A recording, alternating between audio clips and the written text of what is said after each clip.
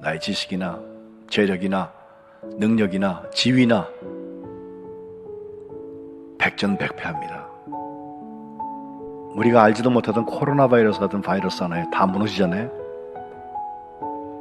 하나님이 선하신 분, 또 하나님께서 어떤 상황이든지 컨트롤 하실 것이다 라고 하는 믿음에서부터 이 온유가 나옵니다.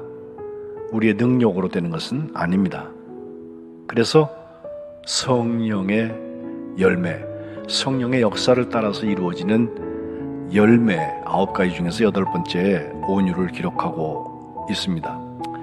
너희를 대면하면 은유순하고 떠나 있으면 너희에 대하여 담대한 나 바울은 이라고 시작하죠.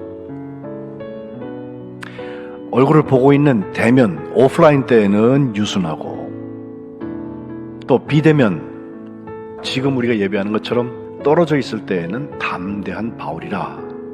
지금 사회적 거리두기로 두기로 인해서 우리가 만나지 못하고 있다고 하면 떠나 있을 때에는 스스로 담대한 것이 필요하다는 거예요. 그런데 유순과 담대를 가지고서 우리가 해야 될 것 하나는 이제 1절 하반절에 나오는 권면에 대한 이야기인데, 예수님의 그 온유함과 예수님의 그 넓은 마음을 가지고 그에게 꼭 필요한 말을 하고 있는지 생각해 보아야 할 것입니다. 권면만 아니라 훈계를 할 때에도 온유함으로 하라는 말씀이 나오는데, 25절에 보면 심지어 거역하는 사람이 있다 할 때 그 거역하는 사람을 훈계할 때에도 온유함으로 해라. 이유는 결국 권면할 때나 훈계할 때나 디도서 3장 2절에 나오는 것처럼 범사의 온유함을 모든 사람에게 나타낼 것이라고 사도 바울은 말씀하고 있습니다. 3절부터 보니까 이제 싸움에 대한 이야기, 우리의 전쟁에 대한 얘기가 나옵니다. 우리는 육신을 부정하지 않습니다. 그러나 육신을 따라서 싸우지는 않습니다. 하나님께서 주신 무기가 여기 4절에 나옵니다. 하나님의 능력이라고 했습니다. 이 능력이라는 말이 강하다는 뜻이에요. 할 수 있다는 뜻이에요. 무엇을 할 수 있습니까?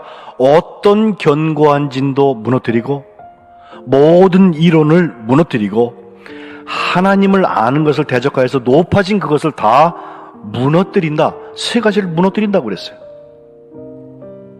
그런데 여기 비결, 중요한 이야기 하나는 이 무너뜨림이 파괴적인 무너뜨림이 아니라는 겁니다. 보면 5절 하반절에 보면 모든 생각을 사로잡아서 그리스도에게 복종하게 한다. 온유는 완전히 세상과 차원이 다른 전쟁입니다. 이 전쟁을 수행하지 않기 때문에 우리가 오히려 사나워 보이는 거예요. 그리스도인들이 하나님께서 내게 주신 것이라는 이유로 그것 가지고 싸우려고 그럴 때가 많아요. 나의 지식이나 재력이나 능력이나 지위나 백전백패합니다. 그리고 하나님의 능력으로 싸우는 사람은 온유의 능력을 경험할 수가 있는 것입니다. 8절에 가보니까 이제 온유는 세우는 권세라는 말씀이 있어요.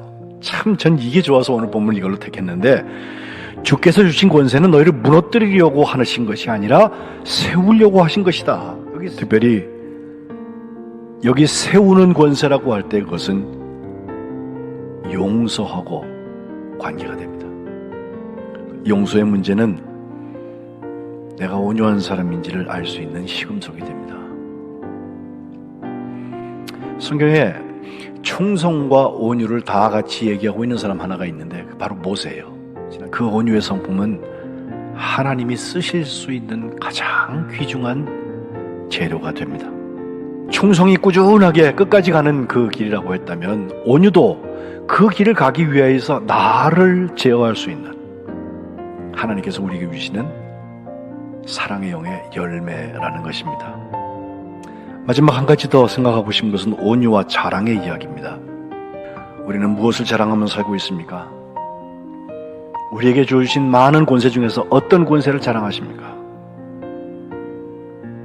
이제 성령의 열매, 그 사랑의 영에 사로잡힌 사람들은 사랑의 영으로 부어주시는 그 온유의 권세가 오히려 우리의 자랑이 되어야 할 것입니다.